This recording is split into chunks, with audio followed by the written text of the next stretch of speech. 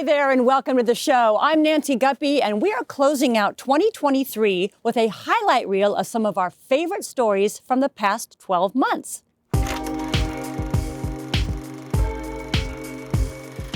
Carolyn Hitt, Brian Sanchez, Roy McAlister,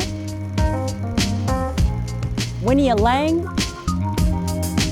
and the Hideout. So sit back, relax, and enjoy Art Zone's year-end celebration of artists in action.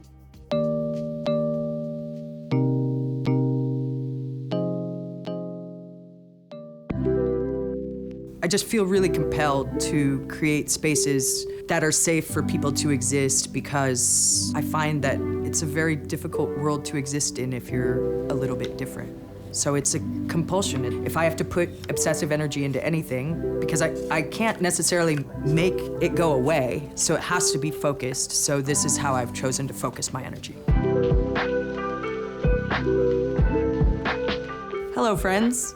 I am a Seattle-based artist and community organizer. I run a handful of art studios on Capitol Hill. I'm a painter. I do a little bit of small set design.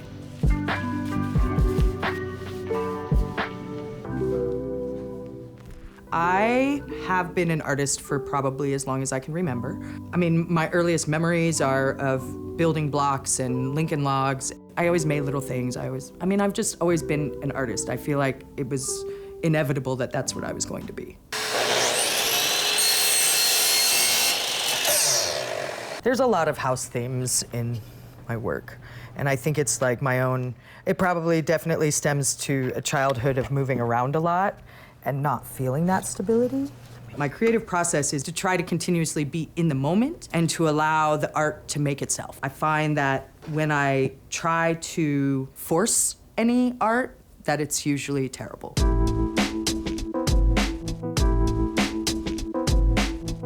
So much of my art is about connection. It's about making sense of the vastness of the universe and the complexity of our connection to everything. You know, I put things out that are in various stages of, that's done enough. Like, that seems done. Like, the more abstract my work gets, the less finished it ever is.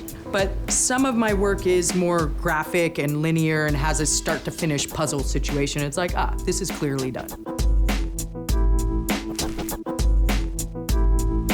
I'm involved in a lot of things, and I feel like I've built a lot of these things out of purely my interests of like, oh, I want somewhere where I can build stuff. I want somewhere where I can paint big, but I don't want to be the only one there.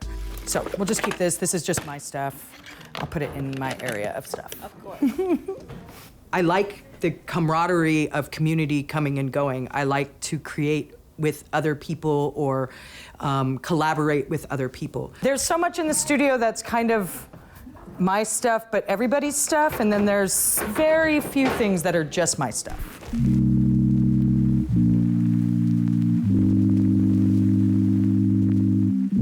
I currently run Blue Cone Studios, and what's always been important for me is community engagement. In the style that I run it, we host a number of open drop-in nights, variety of those, low barriers to access, meaning that anybody can participate if they can get here. Tuesday, 6 to 9, Japira hosts ceramics. If you haven't got the pine cone, you gotta try the pine cone. This is so perfect for you.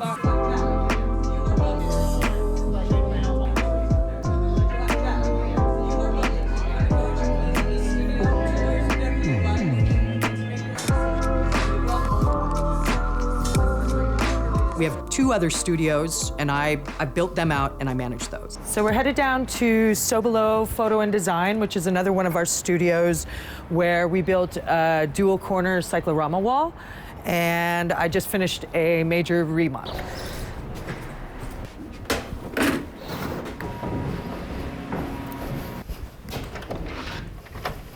We built this studio in particular to provide a unique photography, videography studio. A handful of our clothing brands that we are connected with shoot their products here. We really wanted to make it affordable. We really wanted to offer somewhere for people to practice their craft.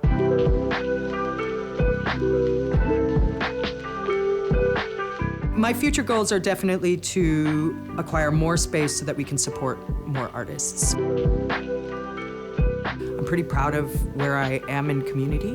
I'm proud of the work that I do in community, and that I've managed to hold space in a way that is important to the people that come.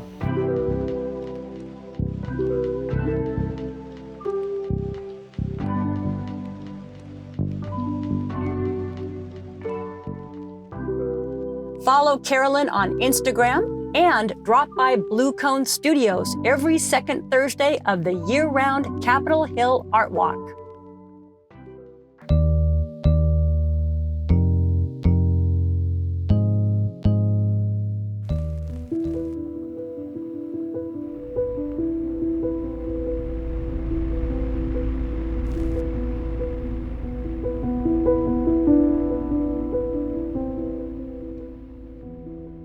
Art is life, and I'm constantly collecting information and basically putting it in my knapsack, and then when I come in the studio, I just empty that knapsack, and this is everything that's there.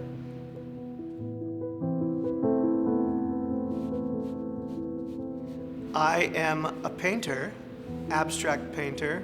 I work with color theory and color relationships in abstraction, yeah. This one has a reaction with the blue, as well as this one. More subdued, a little subdued, comes forward, very forward. Typically a painting will start from an idea, maybe something that I've seen in life, maybe something that I photographed and cataloged on my phone. There's so many different ways where the spatial aspect of a painting can develop. I'm constantly thinking of how to freeze time in a rectangle, essentially, and have that information that activates that space.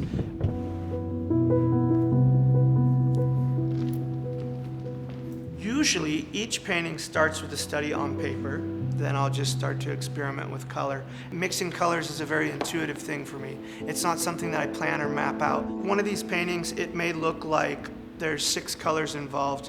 Typically there's between 20 and 30 colors in each painting that you can't even really see unless you're up on it and you're experiencing it and you're living it and you're welcoming that curiosity to investigate and explore. I know that it's working when I'm on it and I'm working on it and I am fully engulfed in color. That's when I know.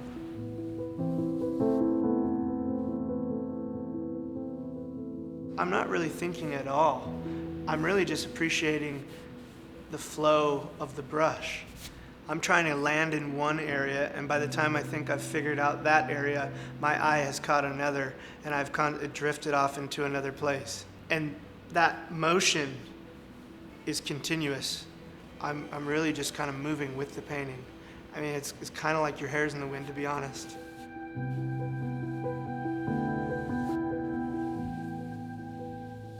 Something that I care about is kind of erasing the brush stroke so that there's no conflict with the information that's being seen. It's all about the push-pull dynamic. There's this saying that sign painters use is slip, slide, grip, glide. My process is actually a very painterly process. The way that I paint is very aggressive and kind of erratic, but at the end, the paintings are seen flat, and that's really important to me, that they're flat and legible, and there's no glare, so that you can really experience all the transitions of color that are happening in the piece, and you're constantly navigating and exploring the work.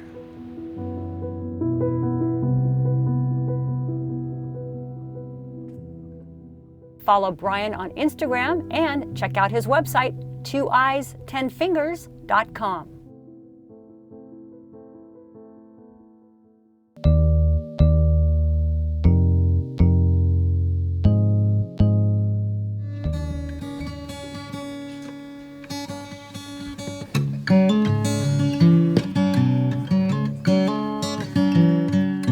There's something deeply, almost spiritual about making musical instruments, that it's about as close to creating life of raw materials, wood and strings and tension, and steam bedding these things, but they really take on a life of their own. I've been making guitars for about 40 years, professional woodworker for almost 50 years. I began playing at 10 years old, playing the guitar. At 15 years old, I was offered a woodworking job in this wood shop, restoring old antiques. That began me being around tools, and immediately I started thinking of my guitars, you know. How can I customize them? How can I fix them? Start tearing apart? How do these things get made? A species of Madagascar rosewood. It's absolutely phenomenal tone wood. In my heart, I really love singer-songwriters. So there was a tone that I could hear that goes better with voice in my mind, making it speak. Yeah. So,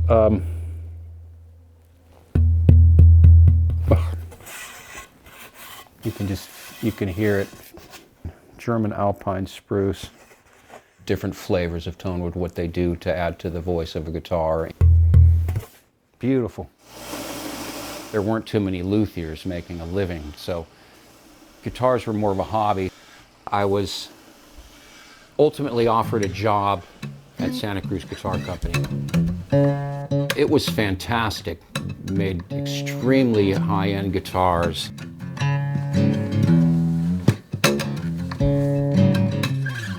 It was my relationship with David Crosby that really helped me out. We built him a couple of guitars, and he saw some of my work while I was working there.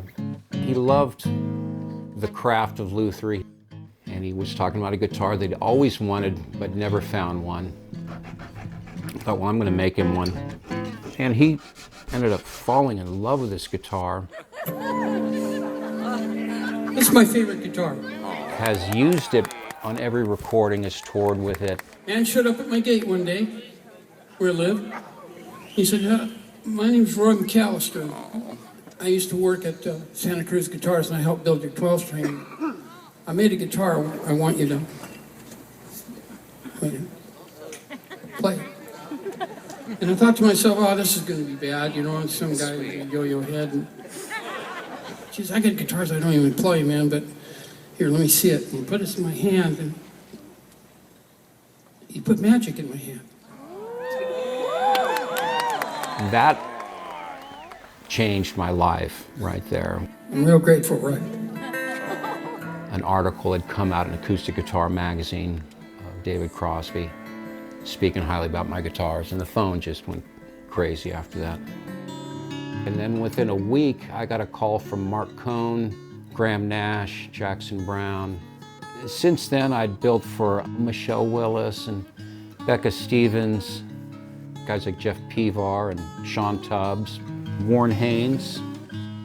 When I first started working with Jackson, he likes to work face to face, so he'd come up to my shop and we'd hand guitars back and forth. He'd want this tone or wanted that tone. He'd show me what he liked about certain guitars, playability, tone. He was at our house playing. He's joking around, he goes, oh, any guitar can sound good when you play it quiet, you know, but when you, and he's kind of just joking. He said, if you play it really hard is when you, and he just starts strumming the hell out of the guitar. And my daughter's right behind him, and it startled her. She's only about 2 years old. And she puts her hand over her ears really fast, you know, while he's playing. But it's hilarious. He loves the photo. He's got one in his house. One of my favorite songs that he wrote was a song called These Days. He wrote when he was 16 years old. He used my guitar to play that song every time, every concert for the next, I think, 15 years. It still chokes me up. I've built David probably a dozen guitars for him and a lot for his friends. And I just gave one of his guitars to Jeff, right there. We really became close over the years. He really was one of my biggest advocates. And then I got diagnosed with cancer.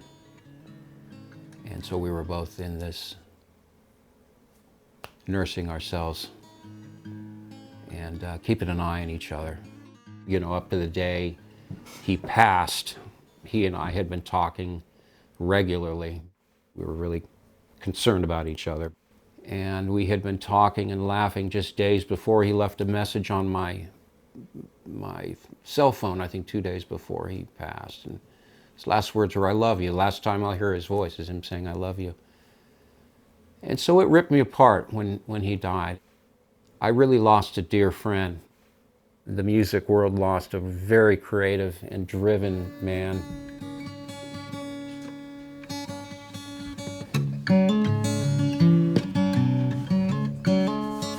When you finish one, it goes out in the world and you hear it come back to you. A piece of furniture doesn't do that. You build a piece of furniture, you take a picture of it and you enjoy the picture of it. And a guitar is different. You've created this thing that will then go on and develop and have a voice, and you'll hear it in different ways. It's very rewarding. You know, I never get tired of making the guitars because you never know where it's going to go after that. You don't know who's going to be playing it, who's going to be recording with it. It is more than just a musical instrument. It can be a musical partner.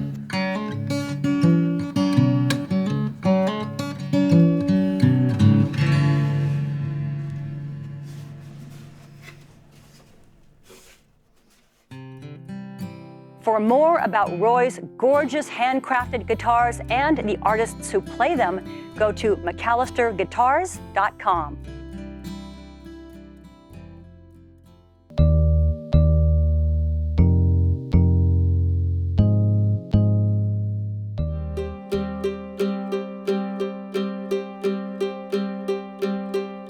My work is process-driven. Everything I do is finding a different process to create a pattern.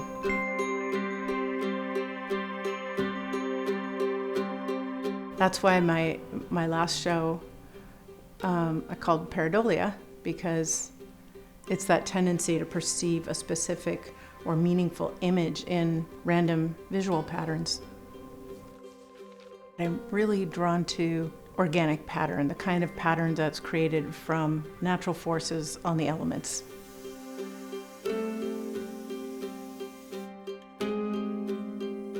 I use wind, gravity, and temperature primarily. So these natural forces are going to, they inherently produce these organic patterns. It might look like mycelium, it might look like waves or rays of sunshine through water or earth from above. I'm really trying to observe and understand the nature of a material and then exploit those characteristics. So glass is flat, it's impermeable, and it's translucent. And then I've been playing with paper a lot lately too, because it has a whole different quality. It's surprising how much this dye will migrate. It's very, very fluid. And so then I'm trying to corral it or spread it across.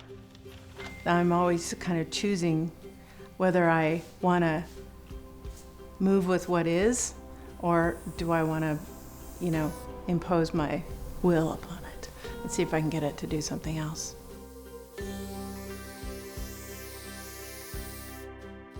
Unlike with a paintbrush or traditional mark making tools, I'm not adding a line. The air actually subtracts color. It's pushing it away. So I start pushing that color back and forth. Essentially, it's kind of like this dialogue or trialogue, I guess, between the materials and the process and myself. I'm watching, seeing what's happening, manipulating it, and just trying to get it to behave, which it never does. But, it's kind of this funny balance between trying to control it and letting go and just watching and seeing it surprise me. it always surprises me. One thing always leads to the next and the next, and it's hard to get out of there because there's always something right around the corner. There's always something new I want to try.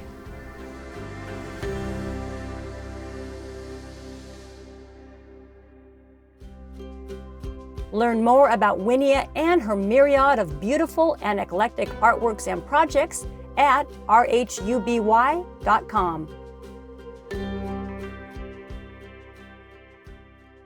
And that's a wrap. Heartfelt thanks to the artists who shared their time and talent with us this year. And of course, thanks to you for tuning in. We're going to leave you with a visit to one of Seattle's great art bars, the Hideout. So have a terrific holiday, and we'll see you in 2024.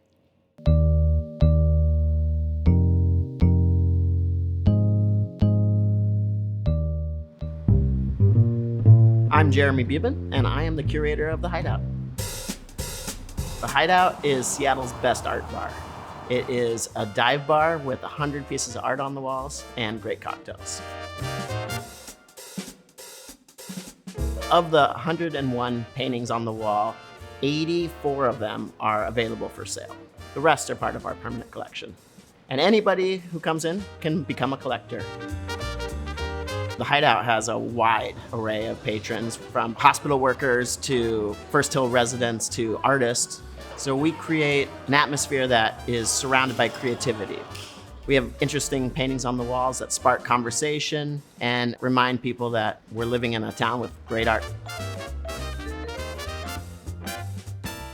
Many of the artists on the walls are what I would consider established Seattle artists. They've had shows at galleries, but I'm also always on the hunt for new emerging artists that maybe haven't had a show yet, but I get wind of their work or see it on Instagram, and nothing's more fun than putting something up for the first time for an artist.